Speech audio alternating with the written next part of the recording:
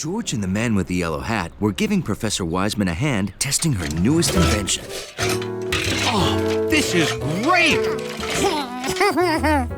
The Wiseman Digzacta measures how much soil you remove. Perfect for archaeological excavation.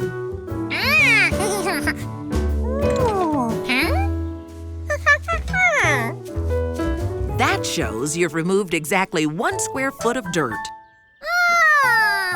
I get it. When you talk to the science board, you won't have to use it. Just answer any questions they may have. Oh, sure. I can do that. It's so simple, I won't even get nervous. Thanks a million. I do it myself, but I have to fly to Turkey. A new find at Sagalassos. Your Digzacta is in good hands. I don't know how other geniuses do it without a guy and a monkey like you. Bye. George, stop right there. But don't touch that stuff with 3 leaves. It's poison ivy. If it touches your skin, you get a red rash and blisters. Very itchy. Remember the 3 leaves. Leaves of 3, let it be. Uh-huh. When you work in a garden, you must always be very careful.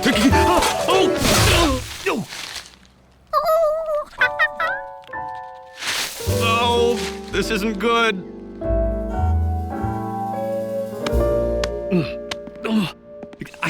I washed my hands right away, but they're still itchy. Washing your hands immediately is the right thing to do, but you have had a severe allergic reaction.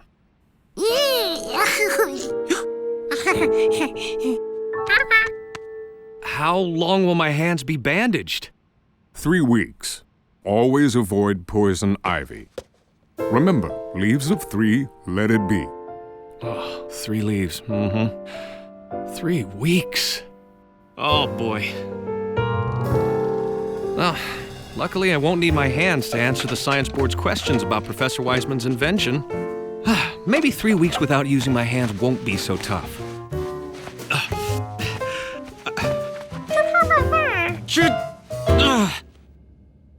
I can't get my keys out of my pocket.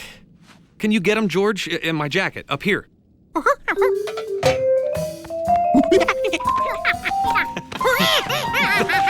that tickles.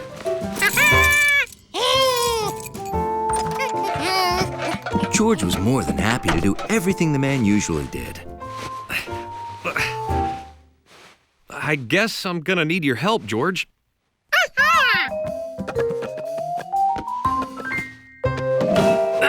Oh! Oops.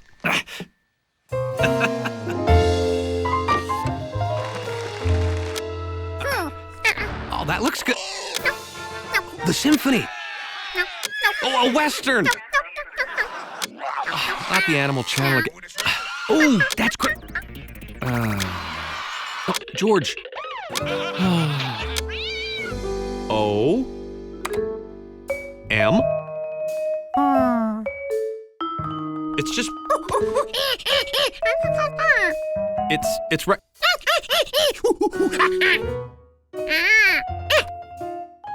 George, we've been doing this for 2 hours. What do we have? Dear Mom. Well, what do you say we do more tomorrow?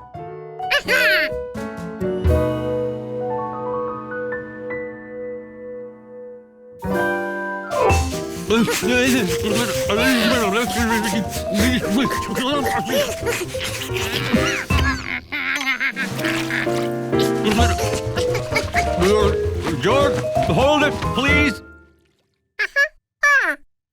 I think we need to figure out ways I can do things for myself.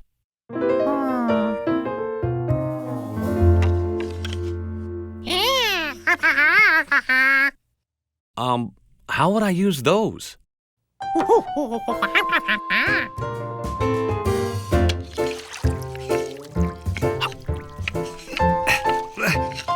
It works. You may be a genius.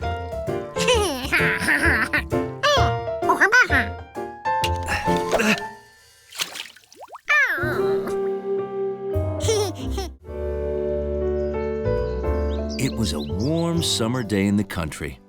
A perfect day for kite flying with Bill. Faster! But Bill was busy yelling at a mound of dirt. You can do it! Show him what you got! George was pretty sure that a mound of dirt wouldn't move, no matter how much you encouraged it. Hi, George! Being a city kid, you probably don't race worms, huh? They're in there, burrowing. First one to dig its way out wins. Here they come! Freddy's in the lead.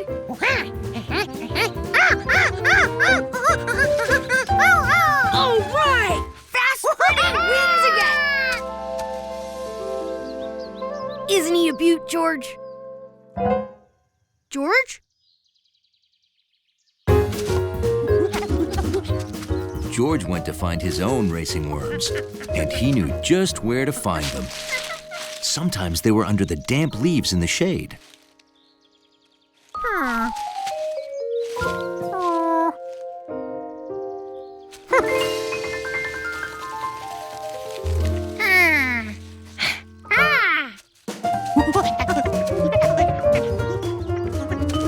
Sometimes he would find them hiding just below the soft earth by the roses.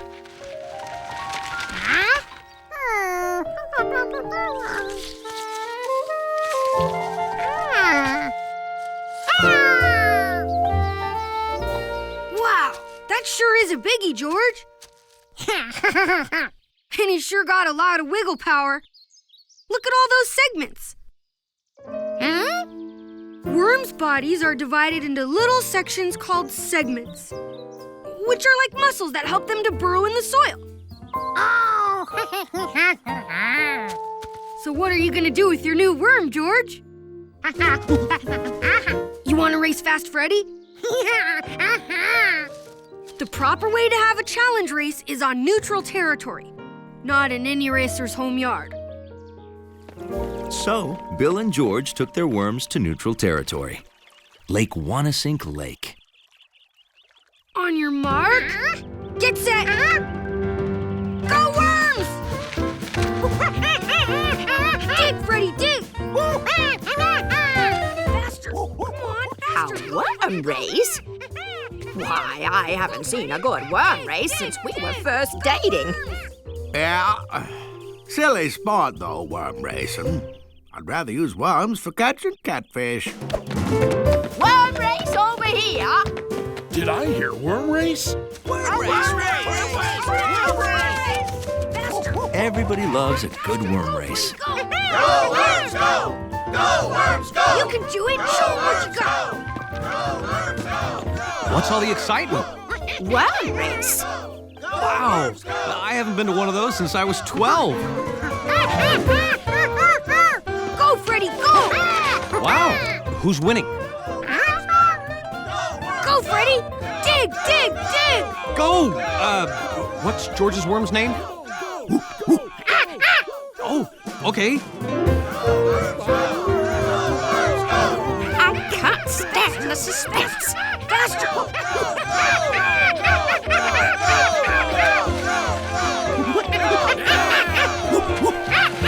Go!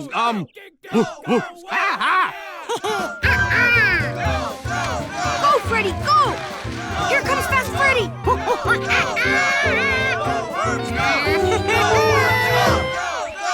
And the winner is... Wow, city slang! The winner is George's worm by a segment!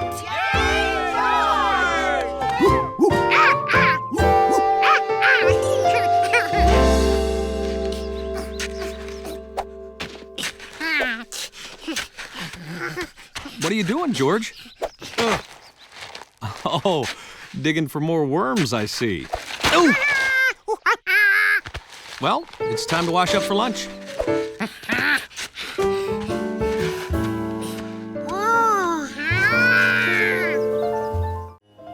Early on Sunday, the man with the yellow hat got called to an important meeting. lost my snaky staircase! George, have you seen my snaky staircase? That's not possible.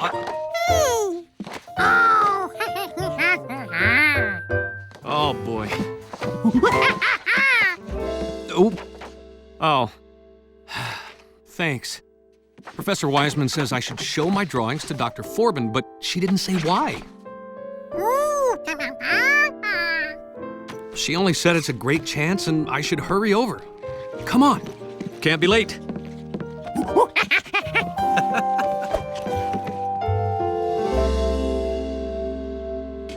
I have to be at the airport in an hour. I can't wait around. Don't worry, he's always on time. Usually. Well, you'll love his drawings when he gets here. We're in too much of a hurry to walk. We're gonna take the bus.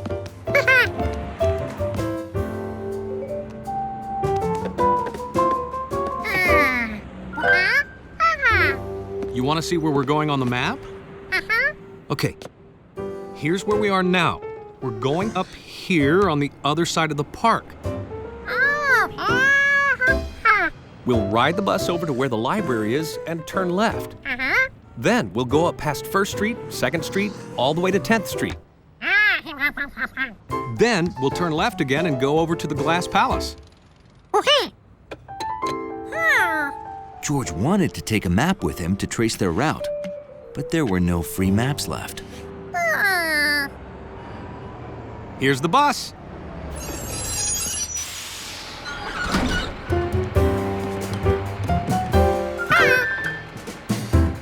Next stop, library. George enjoyed riding the bus and watching the city go by.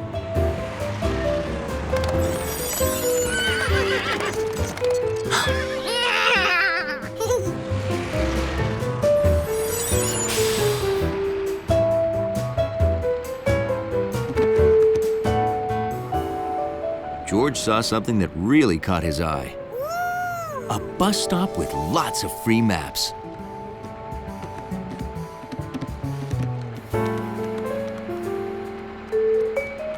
George?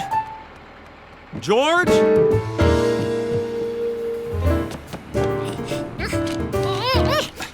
George, this isn't our stop. We have a long way to go. Next stop, 1st Street. Uh-oh. My portfolio! Wait! Stop!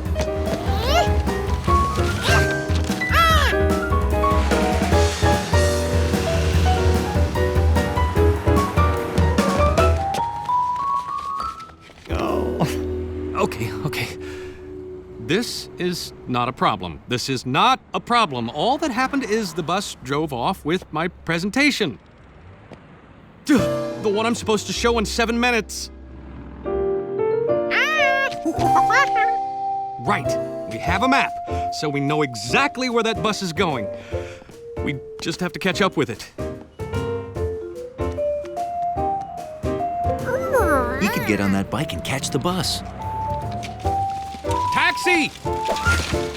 Taxi! Taxi! Tax! Go! George! Oh! George, come back! Taxi! I have to leave in 6 minutes. He'll be here.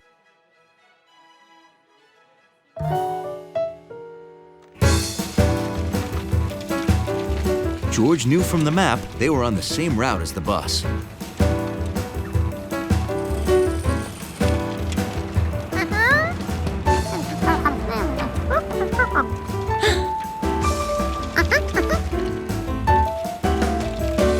But could they catch it? Taxi! Quick, I'm trying to catch a bus. You're taking a cab to catch a bus. And keep your eyes open for a monkey on a bicycle.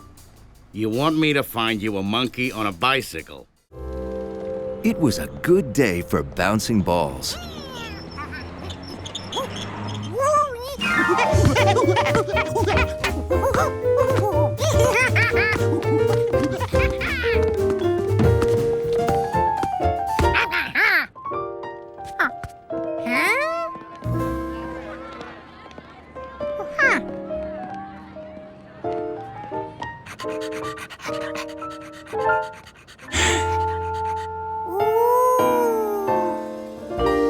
If one bouncing ball was fun, George could hardly imagine how much fun he'd have with that many. Oh, welcome to the launch of the new Mega Bouncing Fun Ball.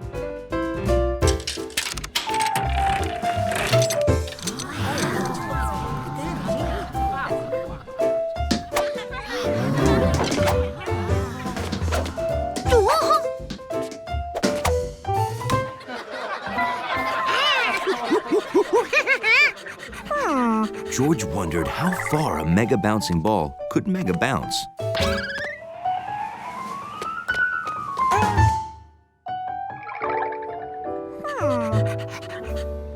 Gotcha. This is the first fun ball contest ever, anywhere. And whoever comes closest to guessing the number of fun balls in this rocket gets to keep them all. And the rocket, too. And now your entries have to be in the guest box by 5 o'clock today. Don't bother entering, 'cause I'm gonna win. Oh, really? I've got a surefire secret number figuring formula. You'll see. Sharky!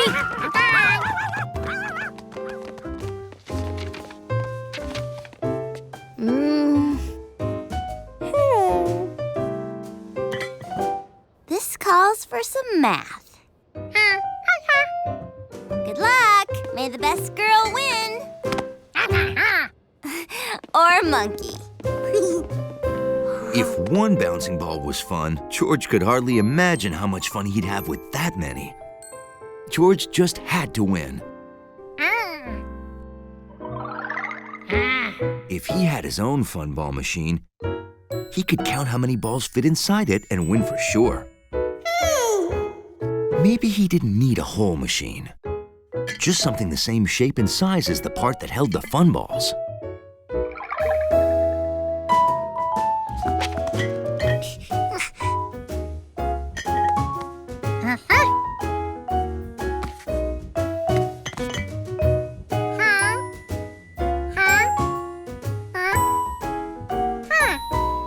Now he had to find a container this size and shape.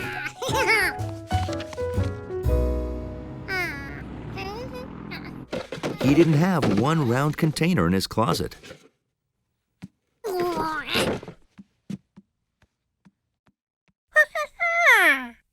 Huh.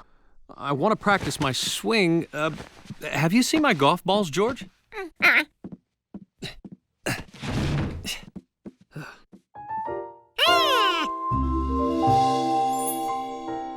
George remembered they had a hat box that was just the right shape.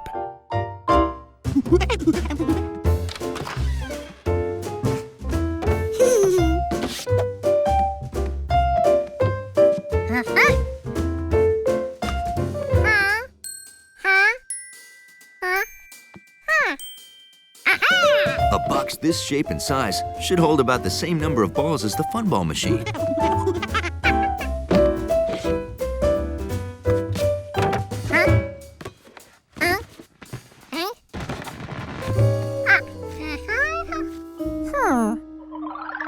That machine held more fun balls than this. Because these were too big. George needed smaller round things to fill the box. Found them. Oh, but I can't practice now. I gotta go pick up our fruit and veggies at the grocery store. Some fruit was smaller and round. You'll pick them up?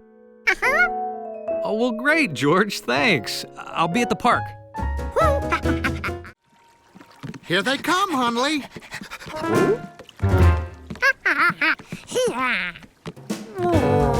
Hunley forgot today was the day they promised to take George out on their neat, orderly boat.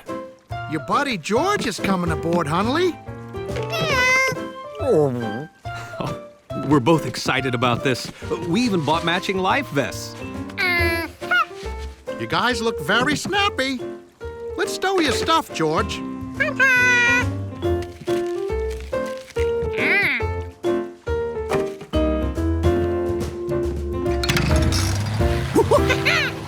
Here we go.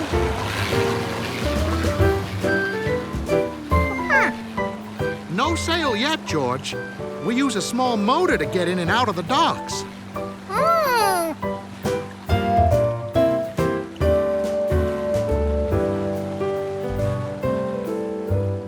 Okay, we're ready to set sail.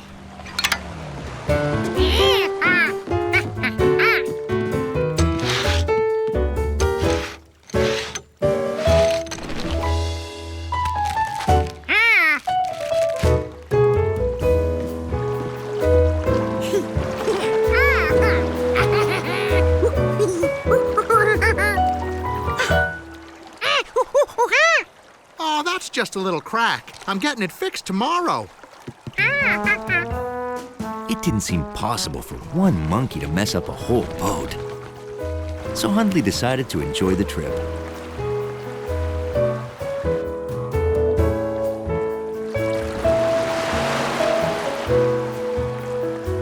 Look, school of dolphins ahead. You can see if you're up higher.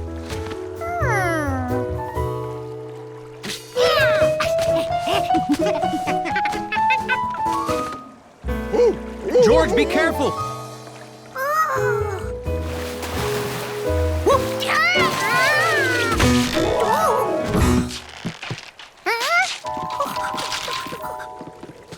You all right, George? Should it do that? No. We better head home before it gets worse. Sorry, guys. Hunley was relieved. The sooner they got home, the less George could make a mess of things. If we stop at Wilson's Island, I can reinforce the boom so we can sail back without worrying. Great.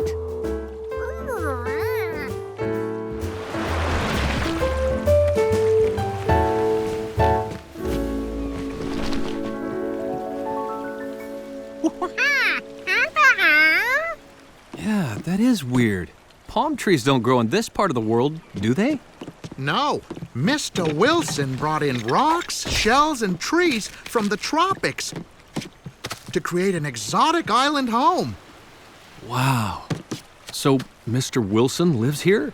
No, he never moved in. So now it's a deserted tropical island, like you read about.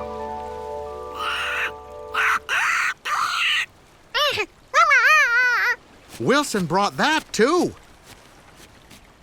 There's nowhere else like this within 5,000 miles of here.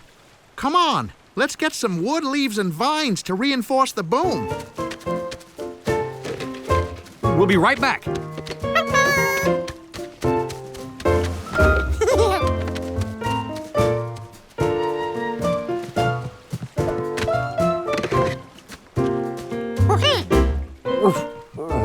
That sand looked messy. Hunley decided to wait in a clean boat.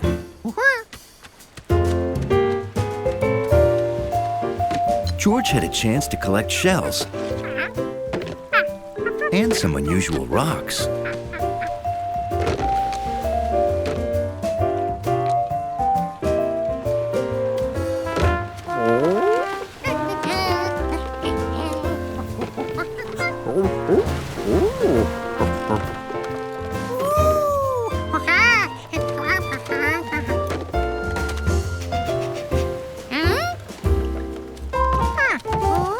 George remembered seeing that thing on the boat.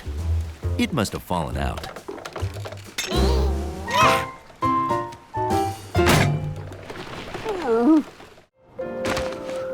Attention! Will the Antarctic research team please report to the conference room immediately? Come on, George. Duty calls. Here we are, guys. The Antarctic. Our objective is to observe and record the behavior of the region's flightless native seabirds. We're here to take pictures of penguins. See this small family of chinstrap penguins? Well, this breed gets its name from the unique marking on its head. We didn't see them on our last visit, and I'm worried. I need you to find them.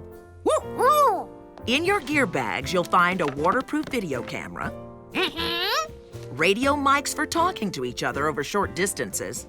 Check. And a photo of a chin-strap penguin to help you identify them. Any questions? Yes, on the left. Were we chosen for this mission because of our fine work in outer space and under the sea? Well, not exactly. My usual team is on assignment in the Sahara Desert. Oh. But you lucky guys get to meet penguins. Yes! Penguins!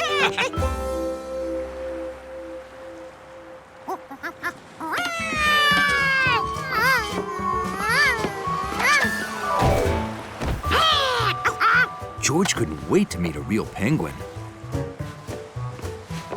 Oh, this is great! Okay.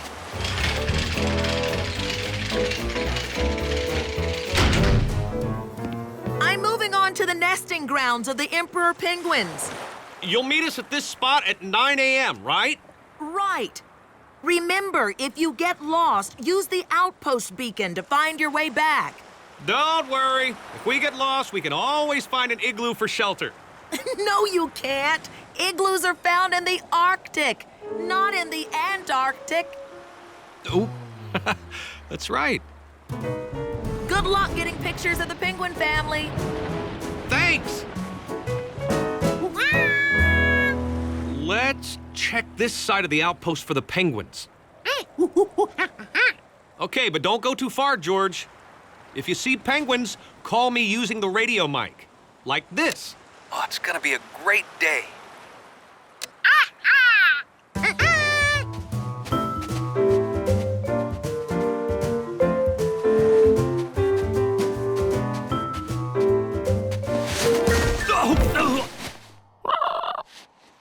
Hi. I found a penguin. Well, it found me, but it's not a chin strap. I think it's an Adelie penguin.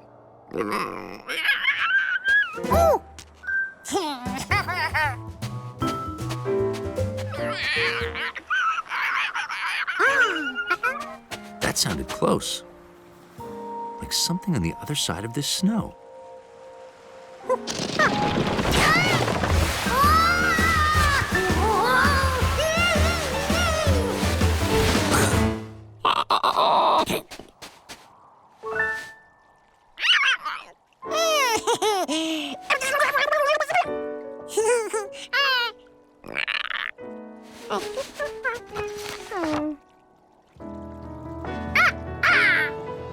George had found one of the chin-strap penguin family.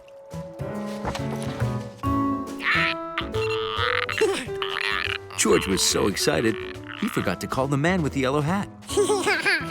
He also forgot to look where he was going.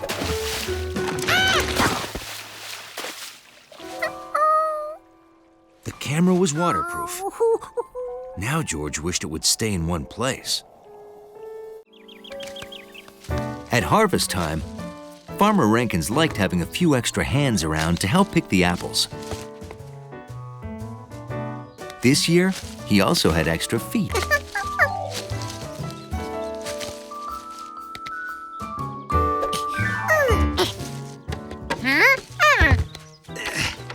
It's real nice of you two to help out.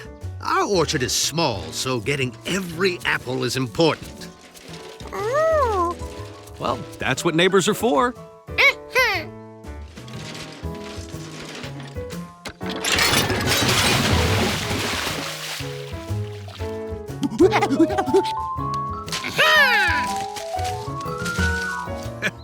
He's certainly built for apple picking.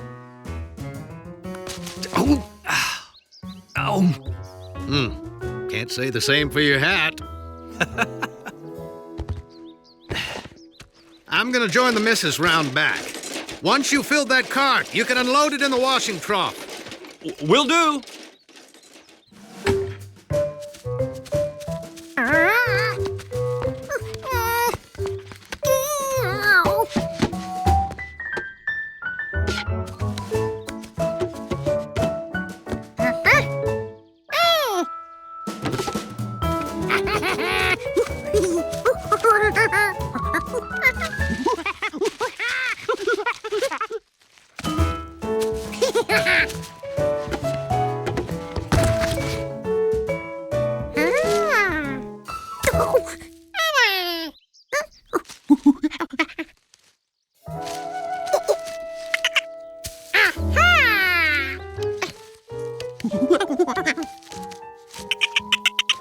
Jumpy had found a perfect apple.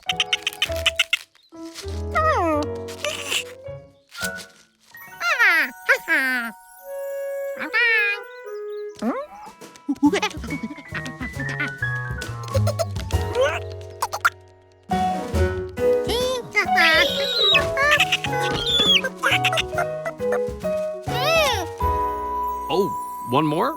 Okay, put it in.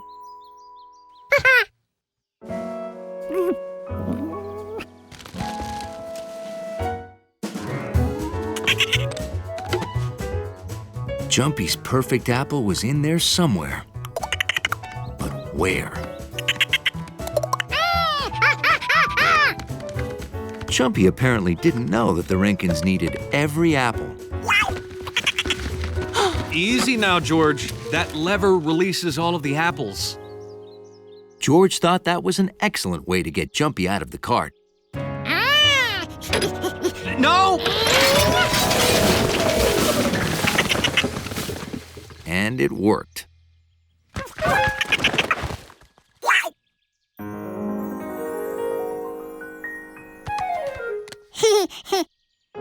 Jumpy decided he should hide his perfect apple. Maybe in there. Well, that's okay. We can gather them up again.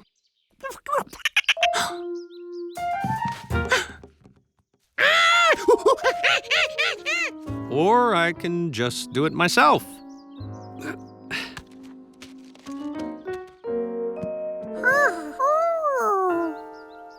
What was this?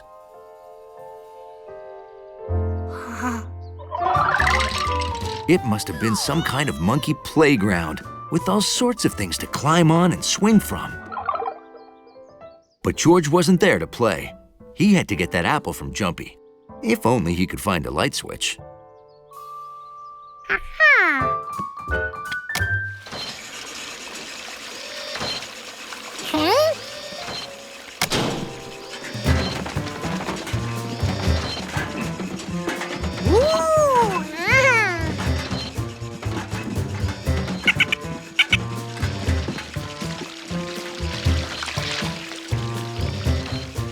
Farmer Rankin said he loved his apples, but George was surprised that he made a ride for them. Those buckets must be there to carry the apples high out of the reach of squirrels. Wait, where was Jumpy?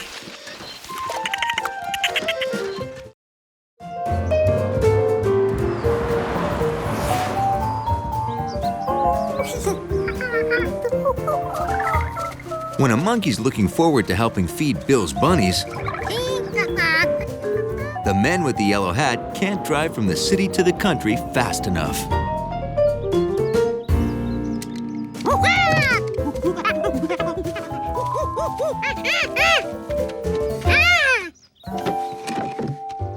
Hi, George. Afraid we won't get to play this weekend. I'm going to my grandmother's. The bunnies are coming too. Grandma sure likes bunnies. She says, Bill, I sure like bunnies.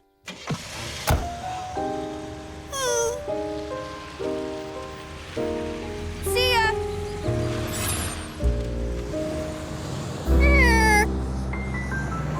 Sadly, there'd be no bunny feeding this trip.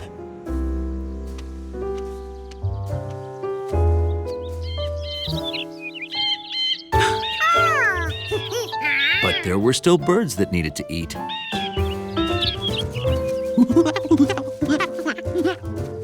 George's head was so full of bunnies, he almost forgot how much he liked to feed the birds.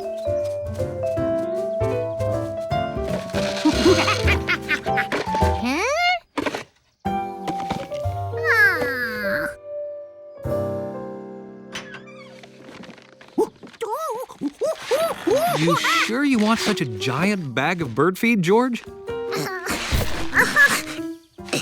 This big bag would feed more birds than a small box could, and George planned to watch lots of birds eat.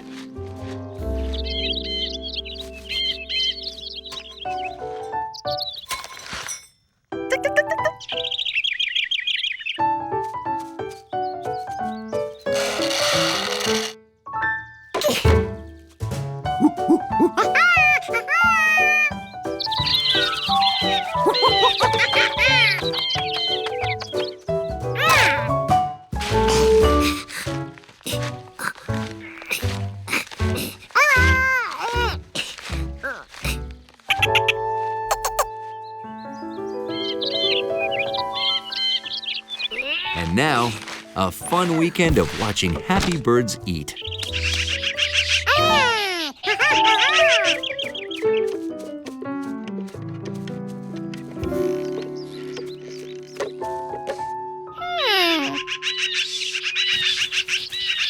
George never saw birds eat so fast. They must be starving.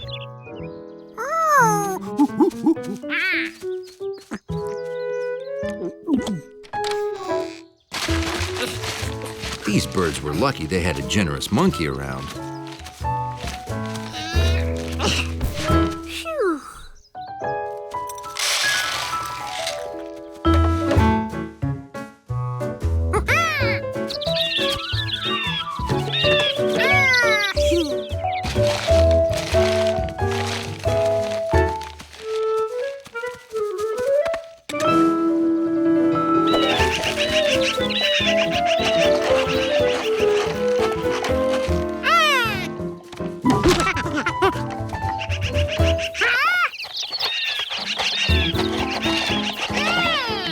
How did Jumpy Squirrel get up into the bird feeder?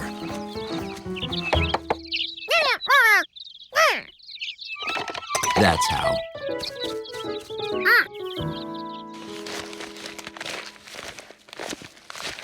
George wished there was some easier way to get the feed to the feeder, like in a dump truck or a crane, or in this nice handy scooper. Some days, having a working brain really pays off.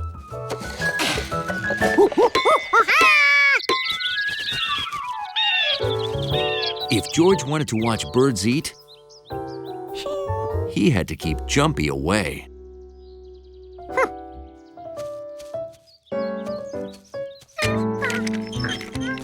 That squirrel wouldn't be able to climb up this thing and get into the feeder from way over here.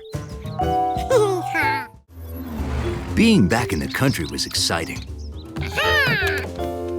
George wondered if anything had changed since he'd been gone. George had never seen so many flowers at Bill's house. That's some garden you've got going. Thanks to the Rankin's compost.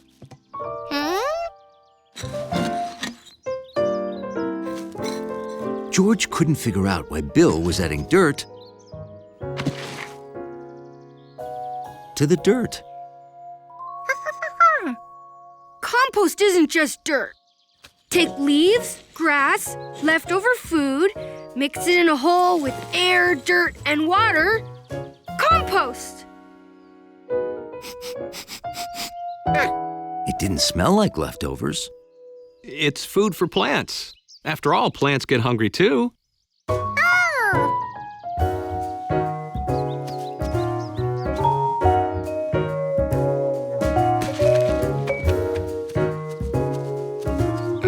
George never fed these plants. They had to be starving.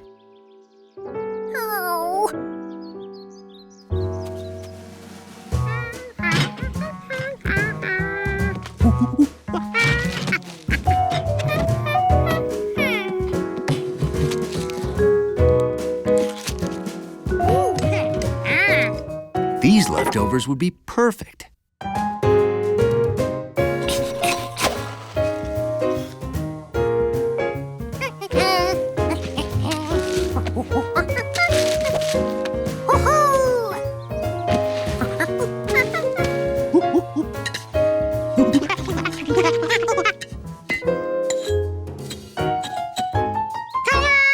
George felt like the world's best monkey compost chef.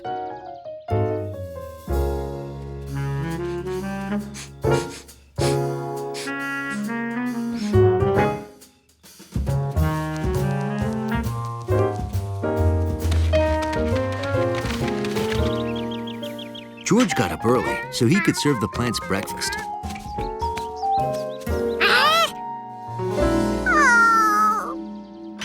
George, do you want blueberries with your... Ew, what is that smell?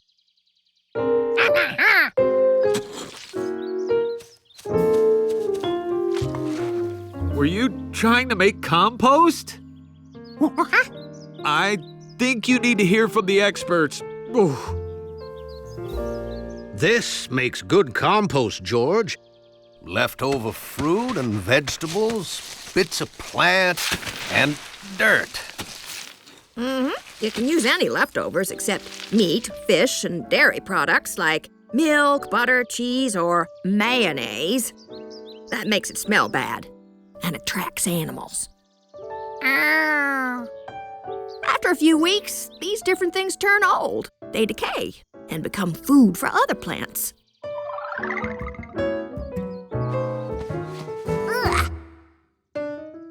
George was glad to hear there was a use for forgotten bananas. Now, this is what your compost should look like. And smell like. It smelled like earth. Stir it up so it gets lots of air.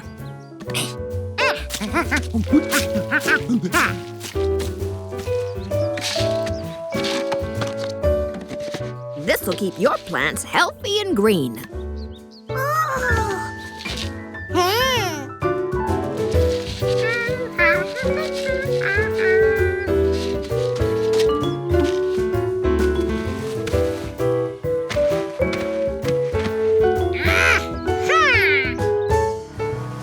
George took his compost container back to the city with him, in case he found other plants in need. I'll get dinner started.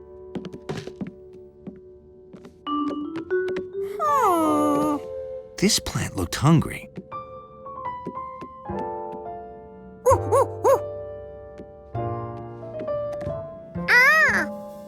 They all did. Fortunately, George knew what to do. George liked everything on the menu at the Why Go By Diner, especially the maze puzzles. Good job, George. But do you think you're ready to face the maze at Rankin's farm?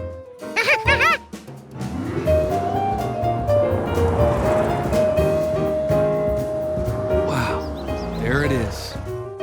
That was the maze? George was gonna need a bigger crayon. Welcome, radio listeners, to the amazing maze race. The annual contest to see who can solve Farmer Rankin's cornfield maze the fastest. This year, Farmer Rankin's has cut a doozy of a path, with more T-intersections and dead ends than ever. Whoever first finds the exit, way over by the barn, wins, don't you know? I see our competitors have received their maps. Let's find out what strategies they'll be using. Oh, we're leaving it all up to Tina. Who's Tina? Not who, what? Our tiny, intelligent navigation aid. Tina uses satellites, sonar, and infrared signals. Yeah, in fact, we won't even need our map. Yeah. Where's your partner, Sprint? My partner would just slow me down. So would reading the map. I plan to keep running until I find the exit. I'm keeping track of where I go by dropping kernels of corn. Or maize, as it's known throughout the world. We're gonna rely on our map. George is great at paper mazes. Don't worry, George. The map is just like the maze on your menu, only a little bigger. Okay, the only rule is that you cannot cut through the corn stalks. Everybody ready? Yes! On your marks, get set, maze!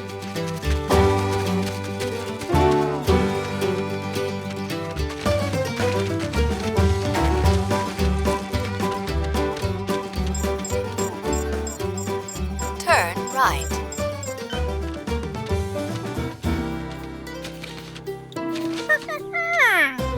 Come in through. See? We are here. that way has a dead end around the corner. Aw, rats! Dead end! So, we should go this way. Oh. Excuse me?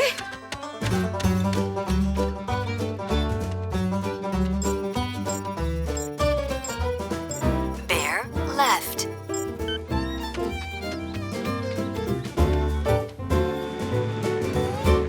Oh, this is incredible. Already one team has reached checkpoint 1, where they must ring the bell.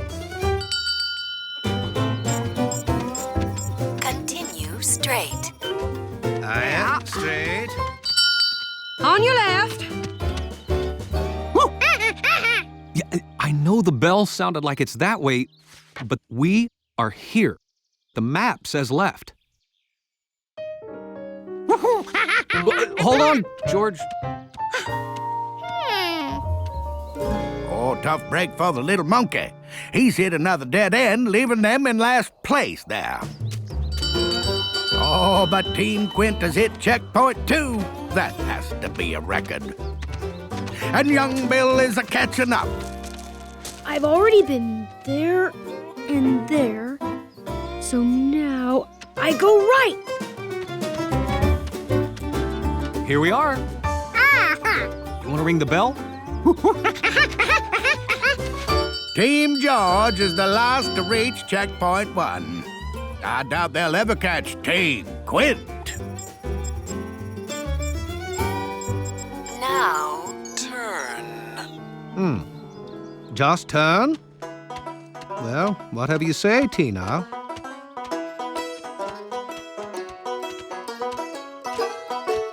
This doesn't feel right. See? Here's the bridge and the red tractor. It's all on the map. The maze looked a lot more like the map when seen from above. And now George could easily see the path to the next bell. I'm right behind you, George. Summer was almost over. George and the man with the yellow hat came home from the park happy, but tired. You guys have fun in the sun? We played an extra long game of sorry I didn't mean to kick that over your head. George won.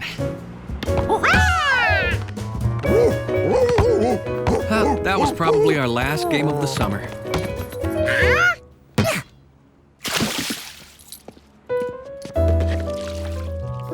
Summer's over, George. The weather will be turning cold soon.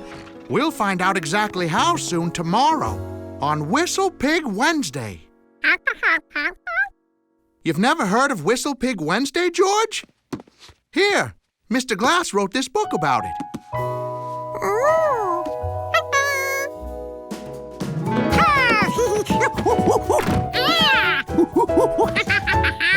Yes, that's a whistle pig. Are you hinting you want to read that now?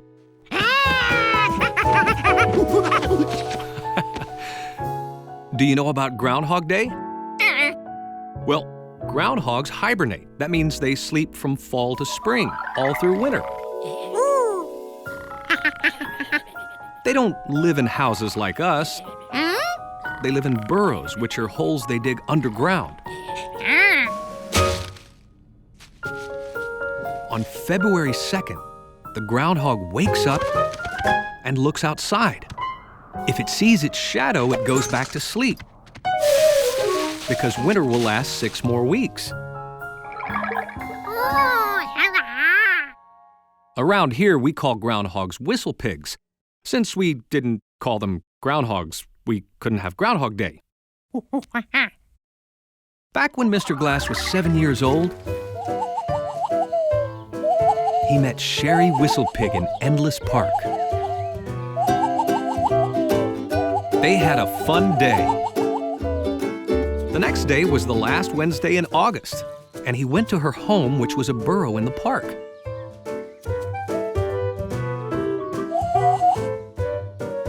Sherry saw her shadow and got scared. She started hibernating right away. Young Mr. Glass noticed the weather turned cool that very day. It was the start of fall. So Mr. Glass created Whistle Pig Wednesday.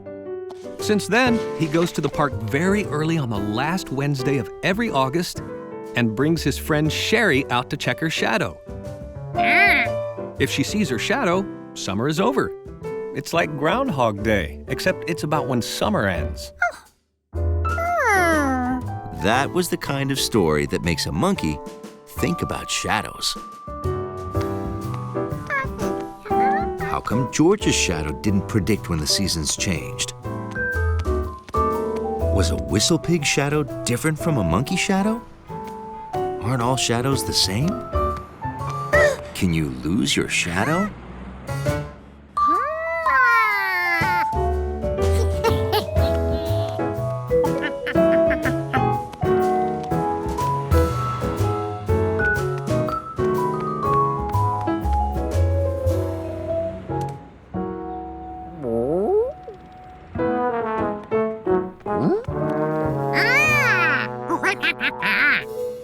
Now he had two shadows to compare. They both looked the same, except one was shaped like a monkey and the other a dachshund.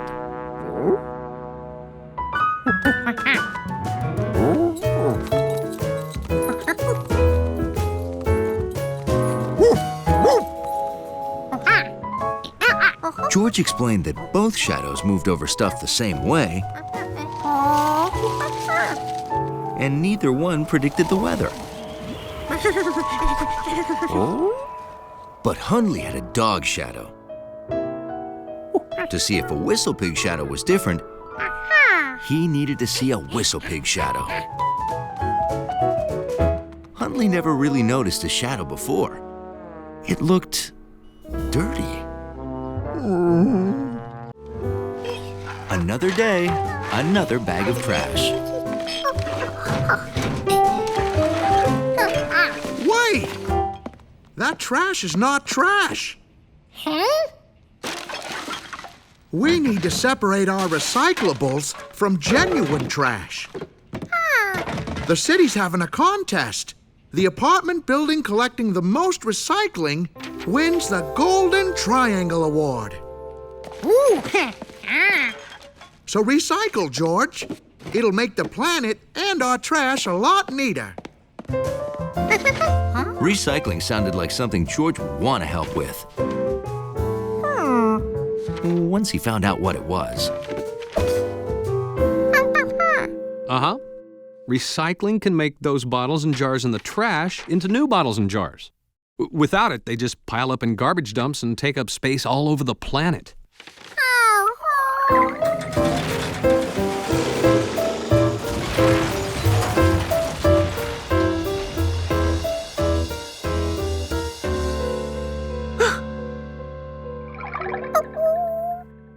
Hey, you want to go to the recycling center and see exactly how it works?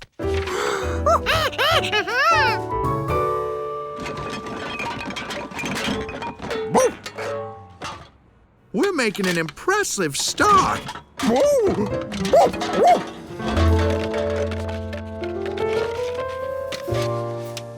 Hello, Lydia. Oh, hello. I lost a bottle there. Every little bit counts.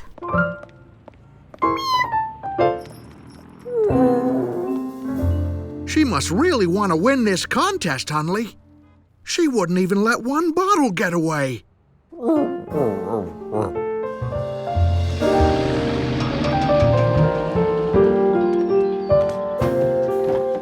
Hi.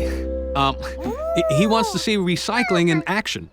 Well, who knew recycling was catching on with monkeys? I like it. This triangle on the bottom of a container means it can be recycled.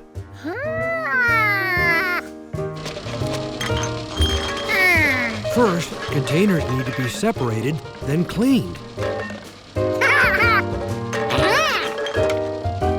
Glass is broken into bits, then melted down to make new containers. Plastic works the same way. Recycled newspaper makes new newsprint. Think you're ready to start recycling? Now you can help with the contest. 3 cans, and it's not even noon. I bet Lydia hasn't even gotten a bottle cap. Huh?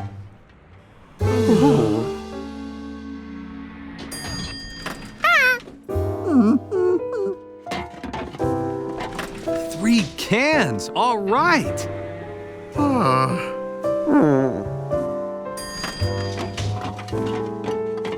Oh, maybe it's not going so well. If their doorman needed recycling, George was ready to get to work. But nothing was empty.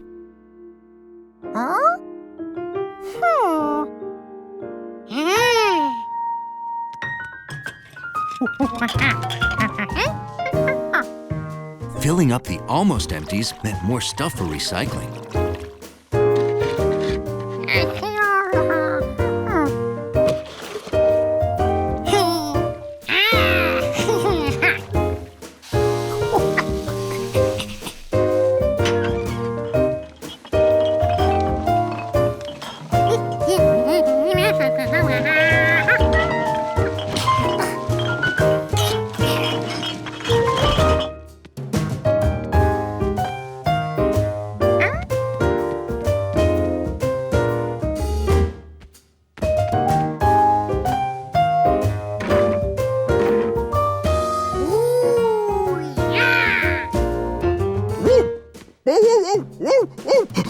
What is it, boy? And we were feeling discouraged.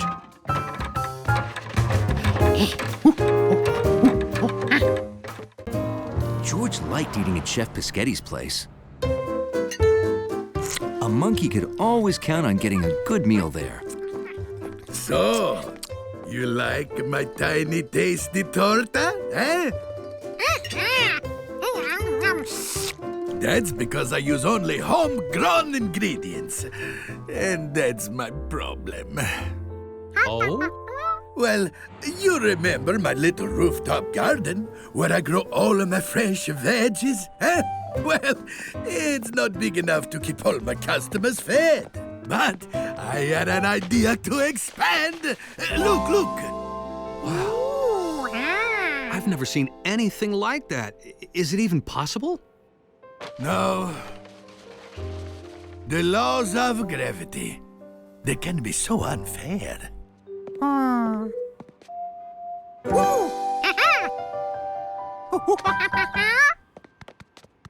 That's right. We could put a garden on our roof and help you. Bene! You do this for me, and I'll make special eggplant parmesan alla Giorgio. And friend.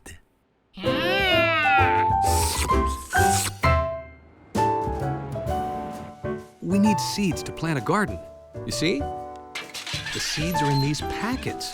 Corn, peppers, tomatoes,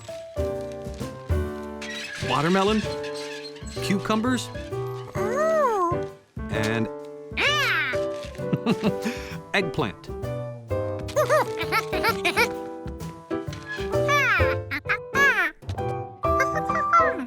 You don't plant eggs to get eggplant, George.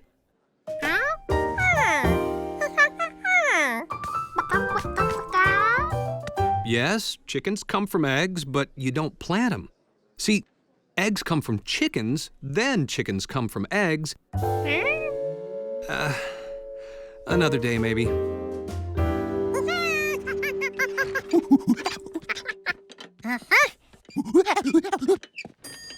Thanks for letting us use the roof. Every roof should have a garden. George and dirt? When would that man with the yellow hat ever learn?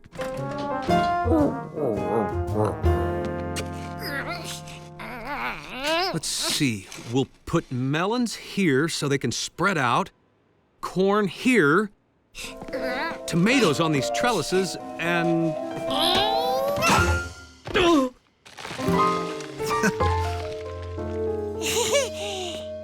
Say, George, why don't you get the seeds out?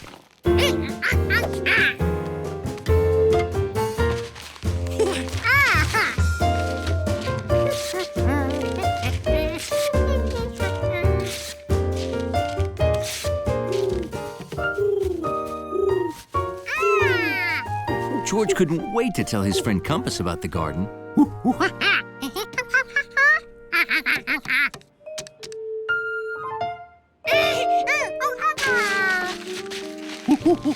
Compass wished George would let him eat those tasty seeds.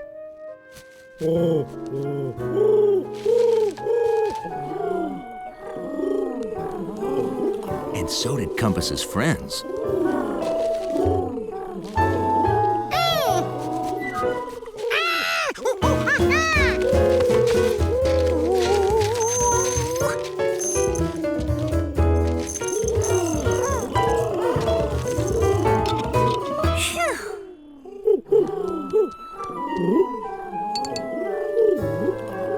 The seeds were safe now.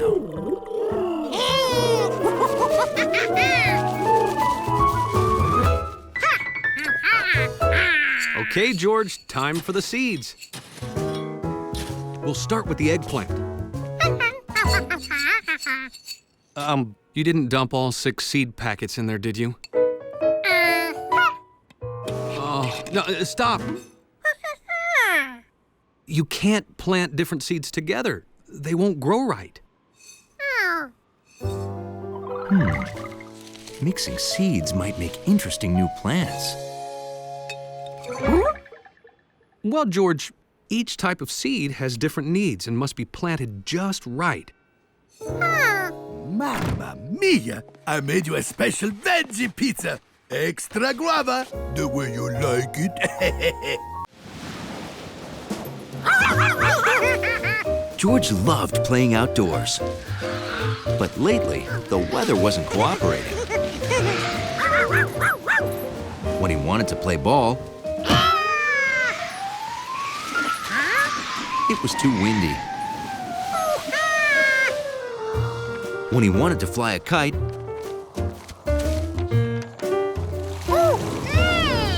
it rained.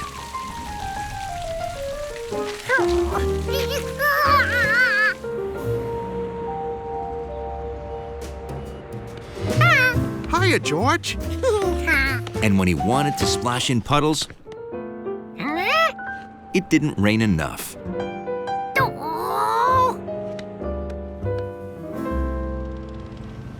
There we go. George was tired of the weather messing up his fun. Tomorrow, he was going to be ready for anything. Huh?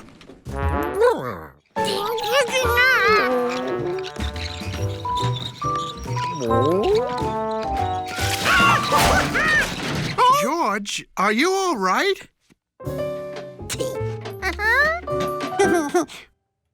Gee, it looks like you're ready for any weather from snow to sunshine. Everything but fog. Huh?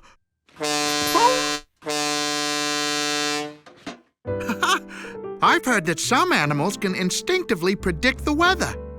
I guess you're not one of them. If George could become an animal who could predict the weather, it sure would make his life easier.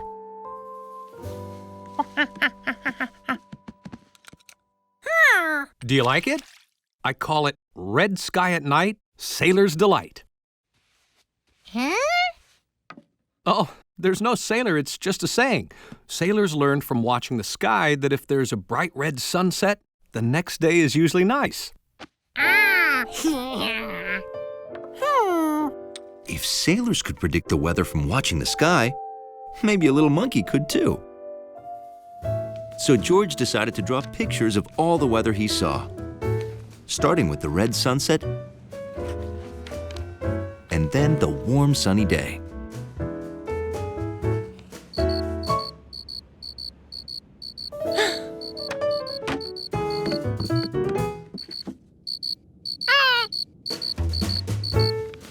And he added that he met a cricket.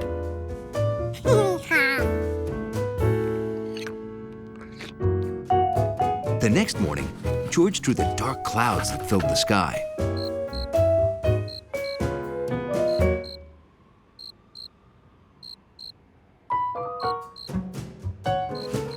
He also drew the cricket again, but drew fewer noise lines because the cricket had less to say on this chilly morning. When it rained in the afternoon, George drew that. So clouds meant rain. These were turning into very useful drawings. The next day, the clouds looked very different. Hey, George, it looks like a great day. You want to go to the park and have a picnic?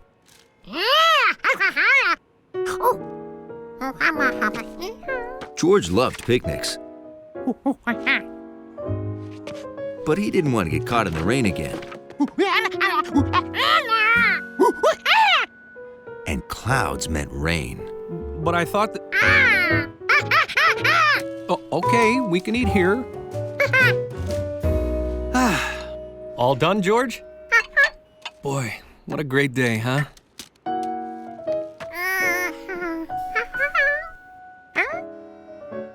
But there were clouds. It should have been raining. Unless, maybe only dark clouds made rain. Little white clouds didn't. George had canceled a fun picnic for no reason.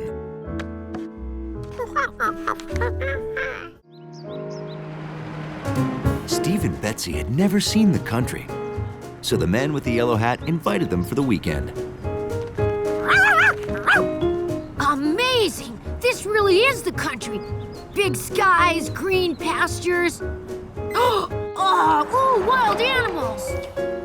Sheep and cows aren't wild, Steve. They're domesticated, like Sharky. Sharky's pretty wild. I think I'd rather chase a cow around the city.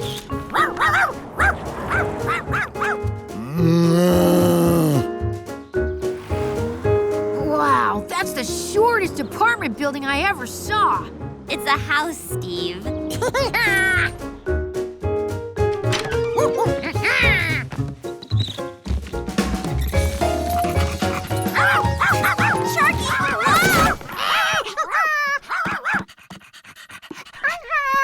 You could have left the books at home.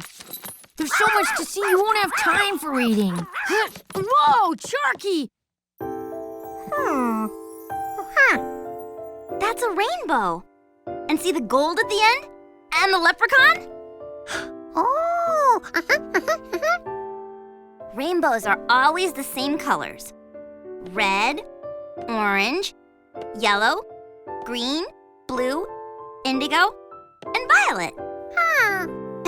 I can make a rainbow. Wanna see?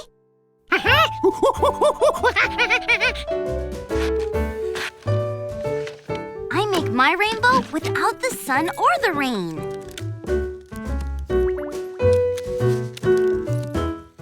The flashlight is like a sunbeam. The water in the fishbowl is like a giant raindrop. Ooh! The light shines through the water, and behold, a rainbow!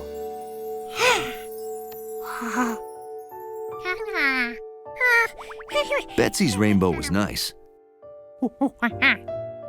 But George wondered if he'd ever see one that spanned the whole sky. Hey, so what wild animals can I get pictures of next? Well, we've got skunks, squirrels, a moose or two. A moose? Now there's something you don't see every day on N Avenue. Yeah. All done. There's your lunch. You're ready to go see the country.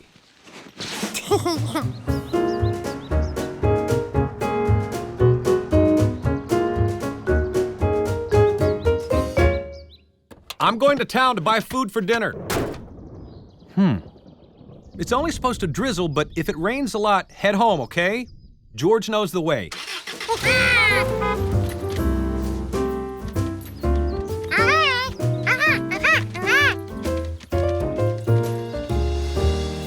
Bessie, wait! I'm not leaving without a moose picture. Holler if you see a moose.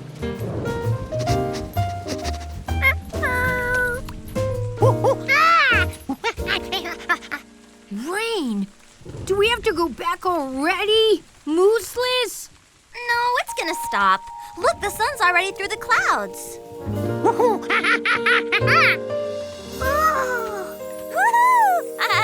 Amazing! That's the biggest rainbow I ever saw in person.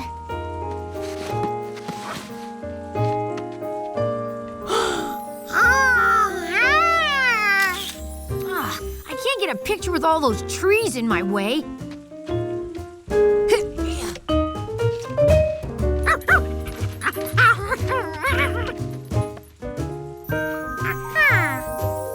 George didn't see any gold at the end of the real rainbow from here, so he'd just have to go there.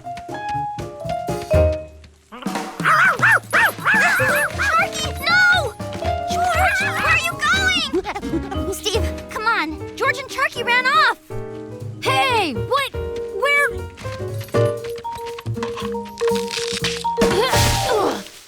Betsy, I'm older. You have to wait for me. Sharky! George!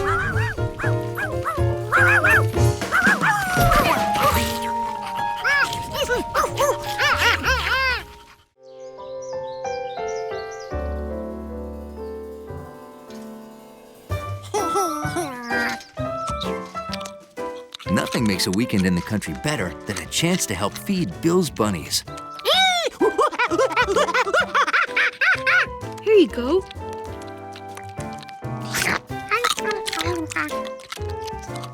George, you have a carrot for Herbert and Enninger? None left? We better get more.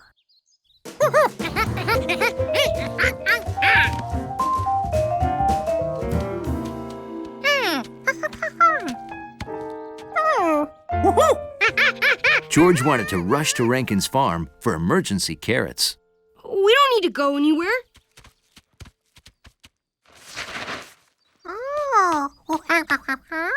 I grew all this myself. It's easy. Even a city kid like you could grow carrots. Come here. I have a few seeds left.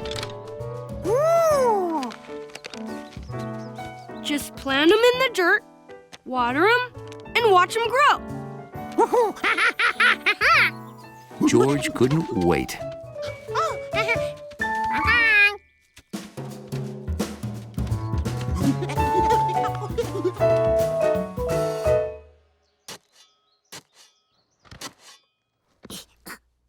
George, is that you making that sound? It kind of sounds like... Oh boy.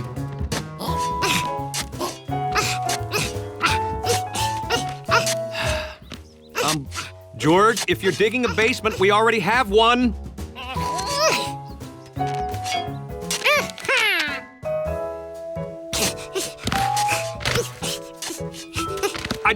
What are you... You wouldn't be planting those seeds, would you? Yeah, okay, time out. George, that's not how you plant seeds. Well, you have to take them out of the package. The instructions are written here, see? On the back. Well, let's see. First off, that hole's a little too deep. There we go.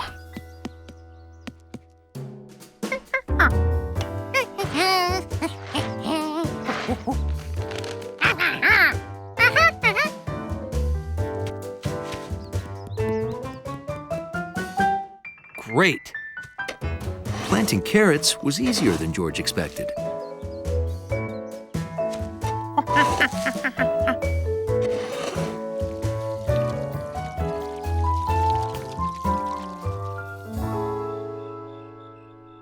George was so excited. He dreamed of carrots all night.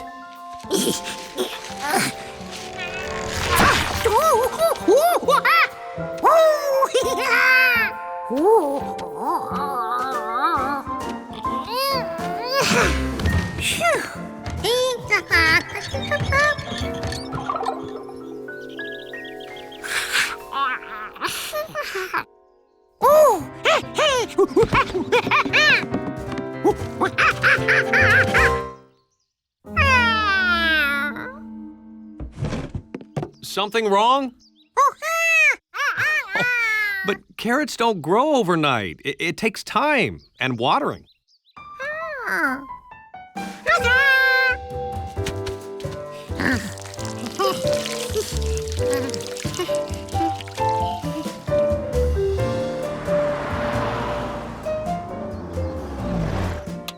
Bill watered the seeds while George was in the city. But George took good care of them every weekend.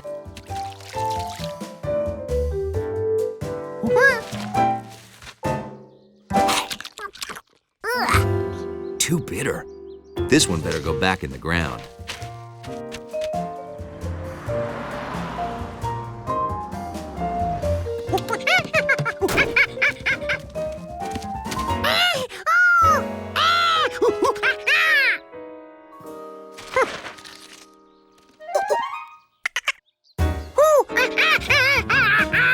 George explained that this was his garden, not a squirrel nut spot.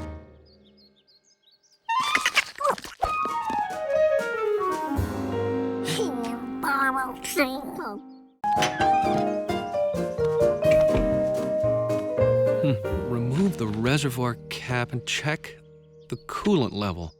Huh. Oh, hi, George. I told Luke and Ada I'd tune up their summer shuttle, but I can't find my pliers. Huh.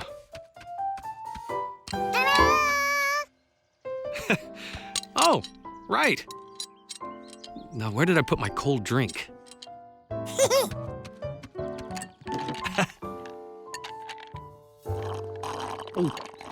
Oh, thanks, George. Hey, after I'm done with the shuttle, we can take it for a test drive to cool off, okay?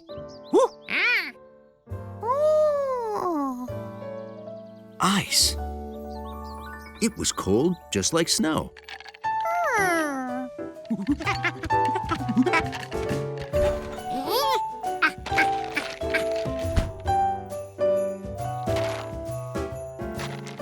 Ice cubes were much bigger than snowflakes, though.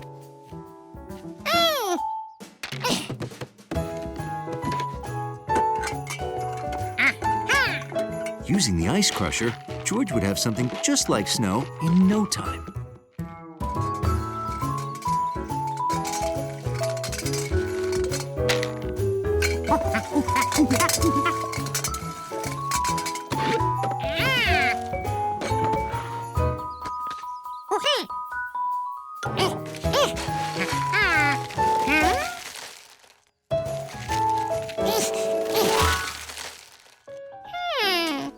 Hey, George! What you doing? Cooling off with ice water? City kids, you can't build a snowman with pieces of ice, George. You need soft, wet snow to make a snowball. These ice chips are too hard and too thick, see?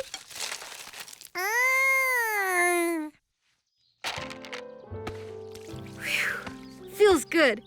Well, back to my paper route. Thanks for the ice, George!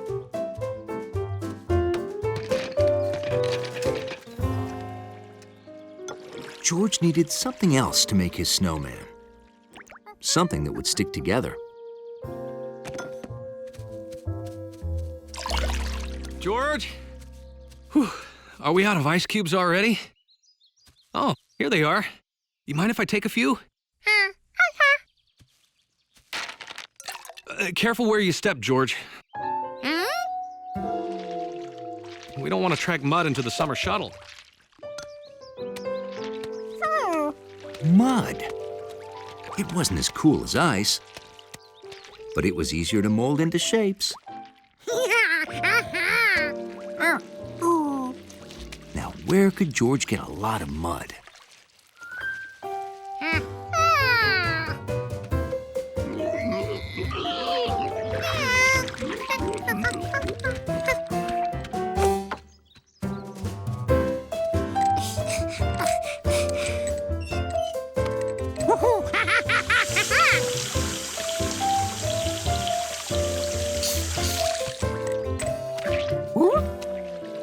This mud was just as useless as those ice chips for making snowballs.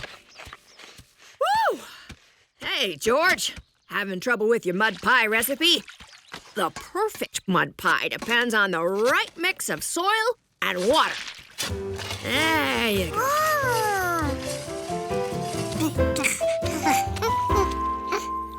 That's it, George. George was on the verge of making the world's first muddy snowman, and nothing could stop him.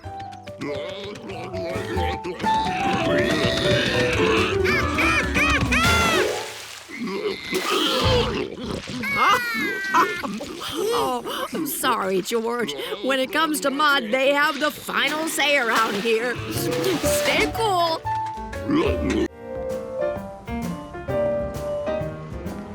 When Professor Wiseman called asking for his help, the man with the yellow hat wasted no time. He brought George in case she needed a monkey. George brought a toy in case she didn't.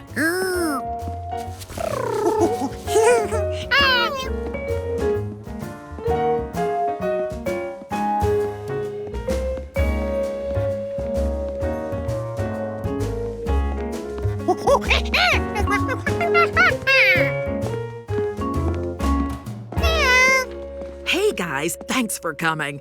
The Stuyvesant Museum loaned us this dinosaur. I need help to assemble it because an important person is coming to see it at lunchtime.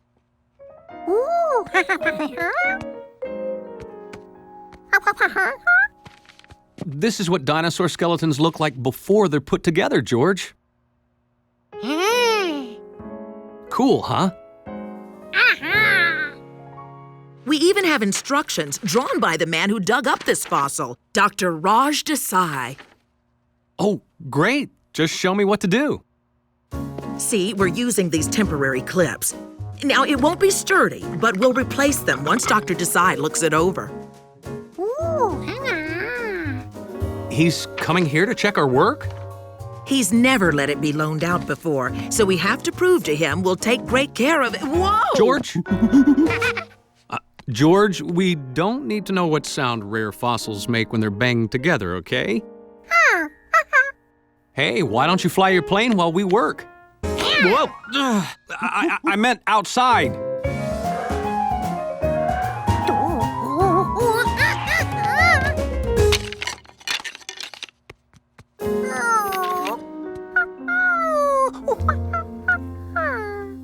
Oh, just because it came apart doesn't mean it's ruined, George.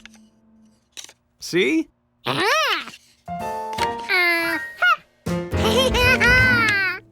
Outside, okay?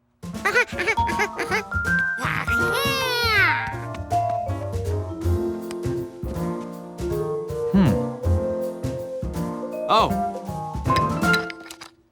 Hey, this is easy.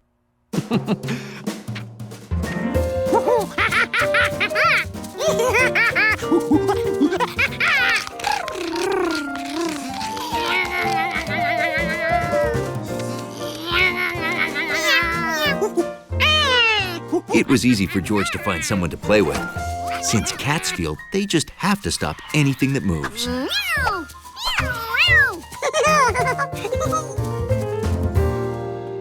Here you go. Great. Oh, right there. Okay.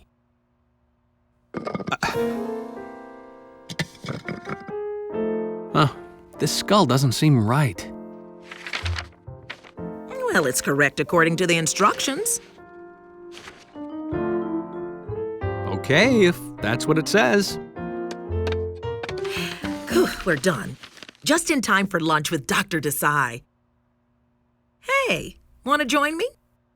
And meet him? Oh, I'd be honored.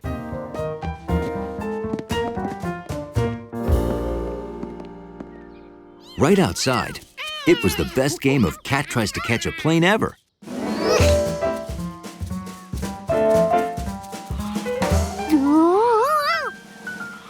Until...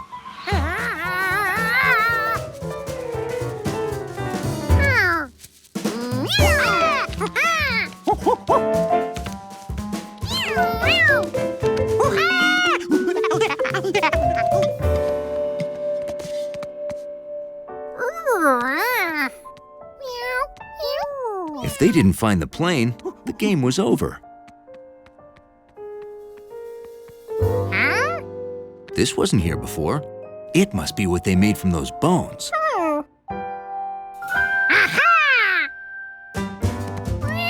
Gnocchi wanted that plane.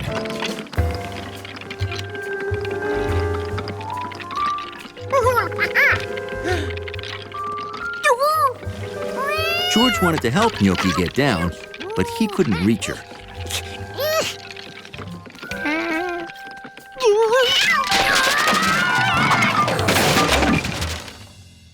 That was a bad idea.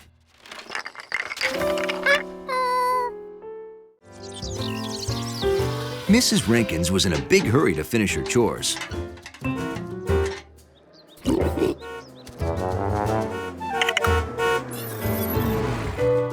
But she was never too busy for her favorite neighbors. Good morning. Yes, good and busy. It's Reuse Your Junk Day, remember? Ooh, yeah. We're heading to the collection center. Got anything ready to go? Oh, it's all ready, but we haven't had time to haul it out of the house. Mr. Rankin's been too busy trying to move Big Bertha. Big Bertha?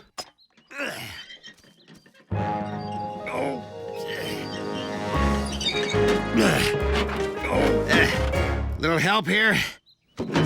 I've got you.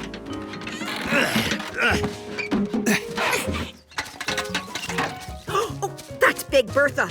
I grew her. Isn't she a beaut? She's entered in the Plump Pumpkin Playoffs today. Oh. Wow, the Plump Pumpkin Playoffs? Yes, the Plump Pumpkin playoffs are particularly prestigious.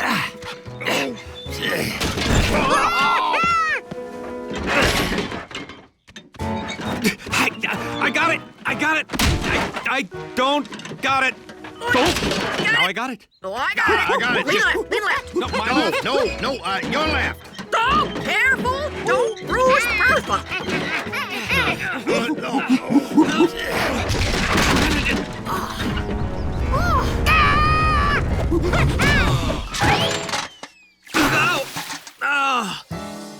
Huh? Oh, my.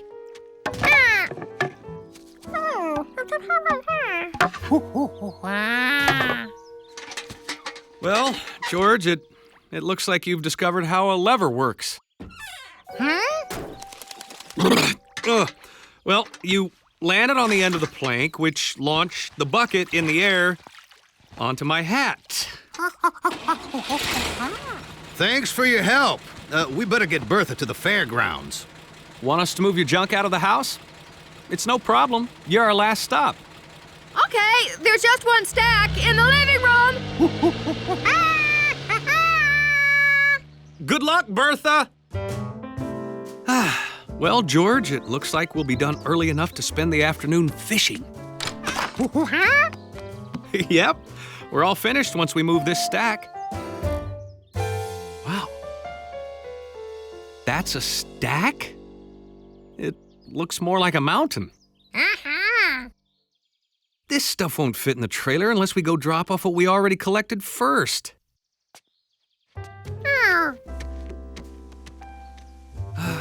I'm afraid this will take the rest of the afternoon, George. Guess there'll be no fishing for us.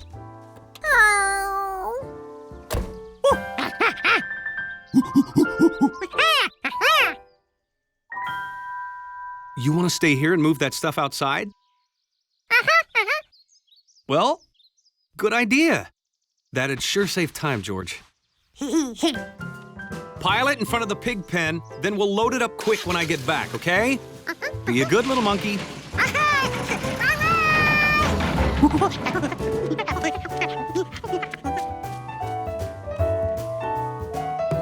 If George moved everything outside before the man returned, there'd be time to go to Lake Wanasink Lake. That old ironing board slowed him down. But maybe it was just the thing to help him move all this stuff much faster. He needed something to balance it on.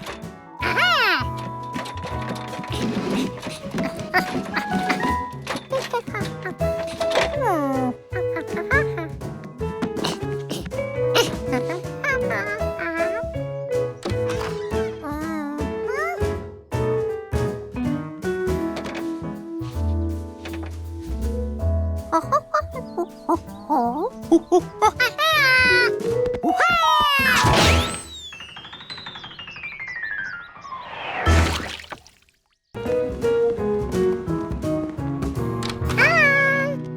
fellow bird watchers.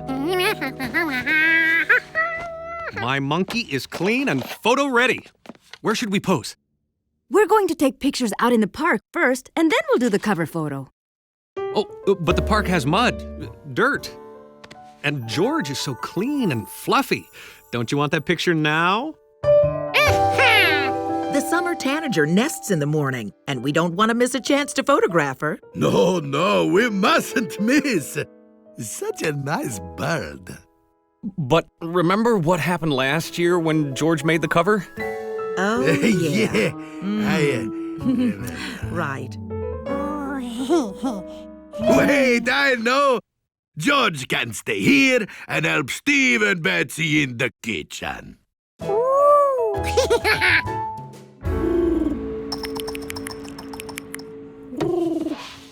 Anyone need the help of 4 extra hens?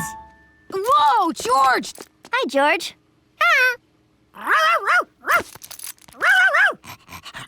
You know, I'm think to celebrate the summer tanager visiting our park, we color eggs and have a egg hunting contest.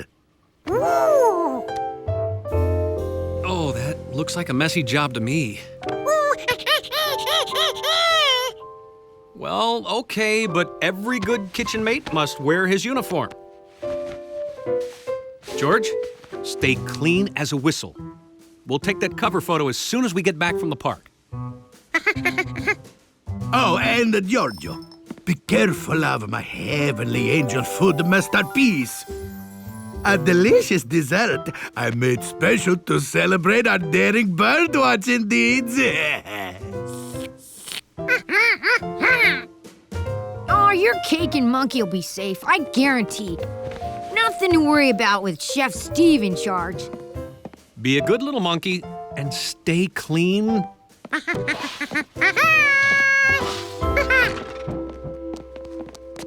come you get to be chef? 'Cause I'm older and more experienced. And I've got the hat. George. Let an egg-coloring expert show you how it's done.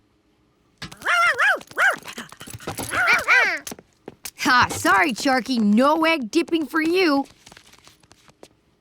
Now, George, you see these 3 pots?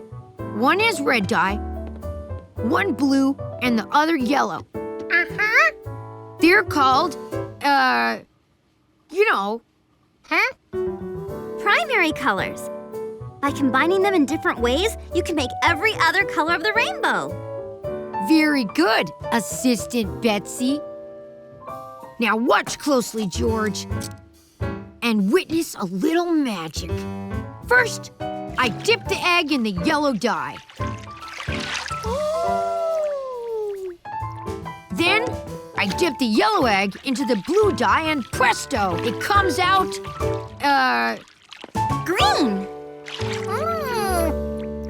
Exactly.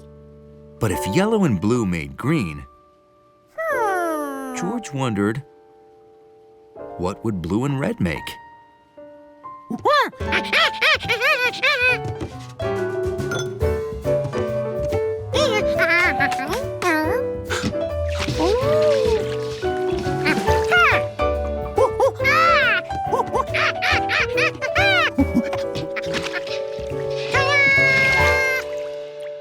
George, you've created a brand new fruit, a perp-banana.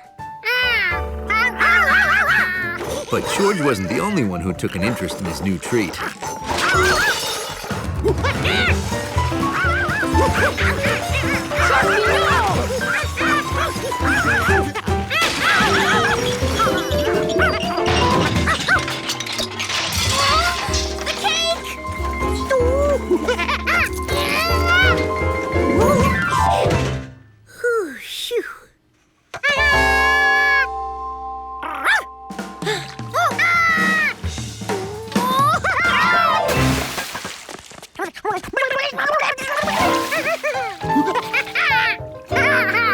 George, you're yellow! Bye.